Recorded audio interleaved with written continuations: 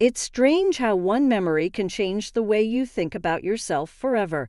I remember standing on the observation deck of the Statue of Liberty, feeling the wind ruffling my hair and the distant cry of seagulls mingling with the murmur of tourists around us. My nephew, Marcus, wrapped his arms around me, pulling me to him as if he were the one protecting me from the harsh wind. He pulled me against him, pressing his chest against my back, his hands resting on my shoulders and his thumbs stroking my arms. I had to pull away. I should have said something. But instead, I snuggled into his warmth, my eyes briefly closed against the bitter November wind. And for that brief moment, it wasn't about right or wrong. It wasn't about what was expected of us. It was just about us, enclosed in such a tender embrace that I thought my heart might burst.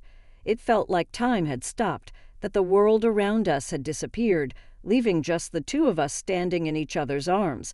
I could feel Marcus's breath on my neck, and his closeness made me feel alive in a way I hadn't felt in years. Unashamed to admit it, but then I craved that feeling.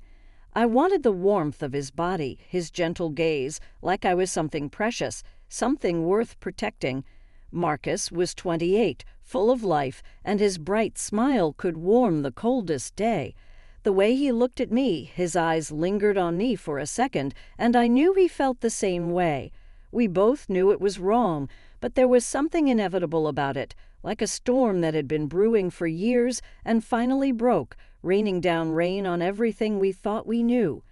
There was an unspoken connection between us, something that defied logic, something neither of us could resist. We began meeting in secret, and our rendezvous took us to corners of the city where no one could find us. A small cafe on the waterfront with red velvet curtains that made it easy to disappear behind. After lunch we would spend time in the park, sitting side by side on a bench with our hands interlocked under our coats. We laughed, talked, shared parts of ourselves that we never dared to reveal to anyone else.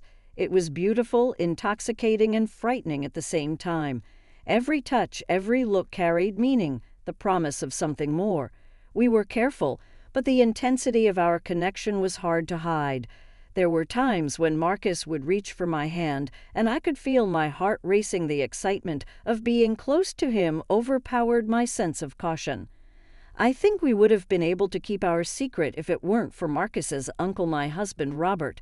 He has a keen eye for detail, noticing the little things. He watched us closely, his eyes narrowing whenever Marcus came over for dinner. He caught our smiles and the way our gazes met at the table. He started asking questions, first to me, then to Marcus. He asked about how we spent our time after dinner, why Marcus was always there for me, always eager to help me with this or that. I tried to brush off his questions, but Robert was relentless. He was like a detective piecing together the fragments of evidence we had so carelessly left behind. Then he began to follow us. At first it was imperceptible, the flash of his car in the distance, the feeling of being watched when Marcus and I were alone. I felt his presence like a dark cloud looming over us, threatening to collapse at any moment. One afternoon, Marcus and I slipped away to our secret cafe. We were sitting by the window, and the sunlight illuminated Marcus's face as he reached across the table to take my hand. It was a simple touch, but it made my heart race with a tenderness I can't describe. The way he looked at me, his eyes filled with a softness that made me feel cherished, was something I couldn't forget. And then I saw Robert standing outside on the sidewalk, watching us through the glass. His face was unreadable, his hands shoved in his coat pockets. He didn't come in. He just watched us, glaring at me until I had to avert my eyes. I yanked my hand away from Marcus, my heart racing, and everything we'd done came crashing down on me in that moment. The world felt like it tilted, and I felt the walls closing in around us. Marcus looked at me, his eyes full of concern, but there was nothing he could do. We both knew that the illusion of safety we had created had shattered. Later that night, Robert came face to face with me. He didn't scream, he didn't yell. He simply asked me, his voice calm, but his eyes full of pain, if there was anything I should tell him. I remember him looking at me as if he was seeing me for the first time, and it broke something inside me. I had no words, no excuses. I couldn't even look at him.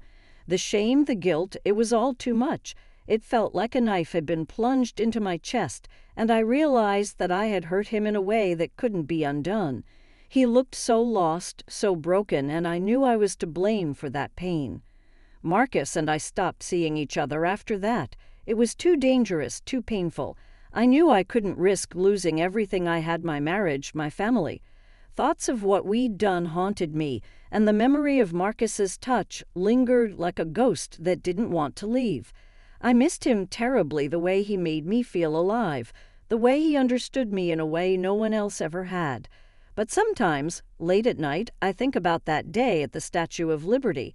The way Marcus held me, the warmth of his arms, the way he made me feel like I was the only person in the world who mattered. And I wonder if maybe we could be something beautiful, if the world were different, if we were different. But the world isn't different, and neither are we.